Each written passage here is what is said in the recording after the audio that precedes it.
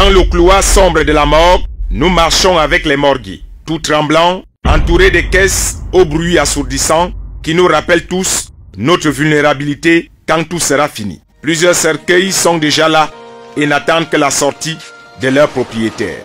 Voici un long conteneur au bruit assourdissant qui porte au moins une centaine de corps glacés gisant au formol. Dans chaque annexe, il y a 4 tiroirs contenant 4 corps. Des brancards qui nous guettent en souriant, se demandant certainement ce que ces jeunes foutent ici. Accompagné par cette jeune dame brune qui a décidé de mettre sa beauté au service des corps sans vie, comme quoi les morts ont aussi besoin de distraction. À l'image de cette autre dame, de voir autant de rondeurs dans une robe près du corps, ayant pour record la meilleure maquilleuse des morts. Pour être tanato, n'a pas de repos. Parce que vous pouvez être à la maison, on vous appelle d'un cas urgent. Il y a des corps très délicats. Une bande de jeunes filles et garçons, assis, riant aux éclats, on dirait qu'ils attendent la remise des diplômes de fin de formation que non. Ils sont tous ravis de fréquenter la morgue. On comprend pourquoi un patriarche a laissé entendre que les jeunes meurent vite parce qu'ils pensent que la sorcellerie est un jeu. En voyant leur joie de vivre, de bosser ici, même les cadavres sont étonnés que des jeunes s'éclatent autant en travaillant à la mort. Je me suis lancée, je suis allée à l'école, puisque c'est le ministère de la Santé qui lance ce concours. Quand on lance ces préposés de morgue, je crois, sur l'annonce du concours. Donc on a fait l'école, on a fait les stages. Et au départ, c'est pas facile, mais après, on embrasse totalement la chose et on s'y plaît. Voici Gustave Douala, directeur de la morgue de Djungolo. La trentaine sonnée, il incarne cette nouvelle génération des enfants qui n'ont décidément peur de rien.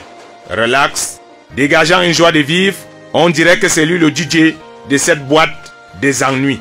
Travailler à la morgue, c'est un métier comme tous les autres métiers, malgré qu'il faut normalement beaucoup de courage, puisque certaines personnes ne maîtrisent pas encore ce que c'est que la morgue.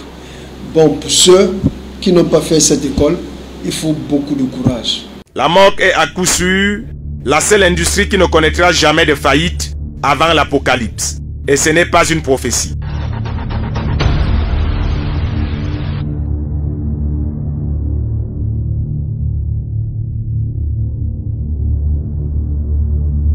Nous, on travaille à la morgue. C'était les sataniques. Nous sommes allés à la rencontre d'un homme qui a la force de l'expérience dans le domaine. Le vieux Homer a, comme qui dirait, bac plus 27 en cadavre. Une longue carrière dans la morgue, aujourd'hui sexagénaire, il connaît toutes les misères du métier.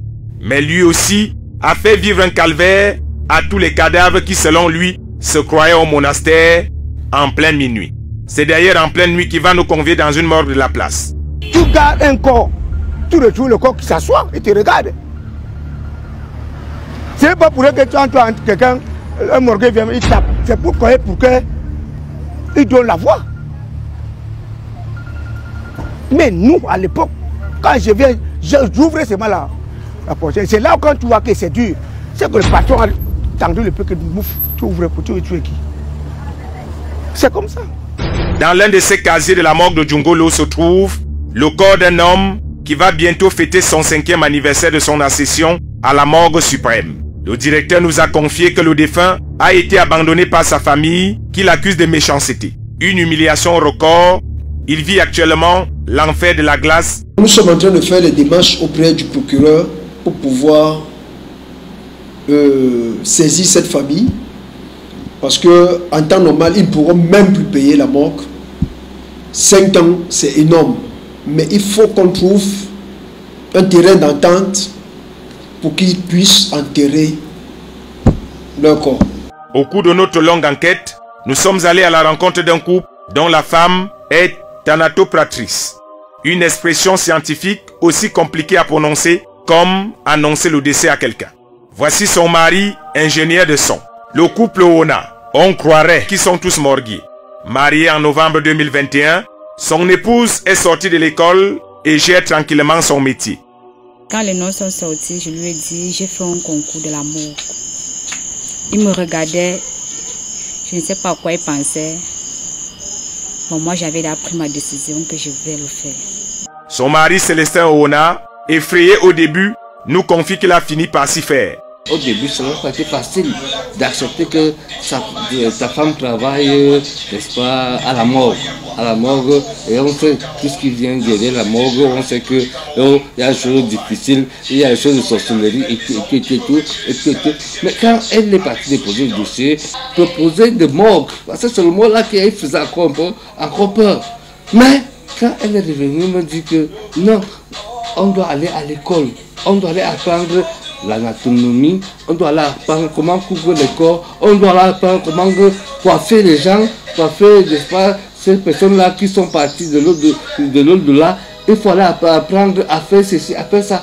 Et je me suis rendu compte que, hey, ce n'est pas seulement une histoire de sociologie, mais c'est déjà une histoire de science. Une veste aux couleurs beige, très prisée par les voyageurs de l'au-delà. On dirait un mannequin de pompe funèbre. Un sapologue se connaît dans mon habillement, donc ce n'est pas forcément parce que c'est une histoire que non, ça c'est la couleur du dé, comme sa femme travaille, n'est-ce pas, du côté de la mode, qu'elle est morguée, son mari doit s'habiller. Dans la suite de ce grand reportage, vous saurez combien la mise en bière peut coûter et vous verrez combien l'industrie mortuaire rapporte par an. Vous écouterez les témoignages effroyables des morgués sur toute la nuit.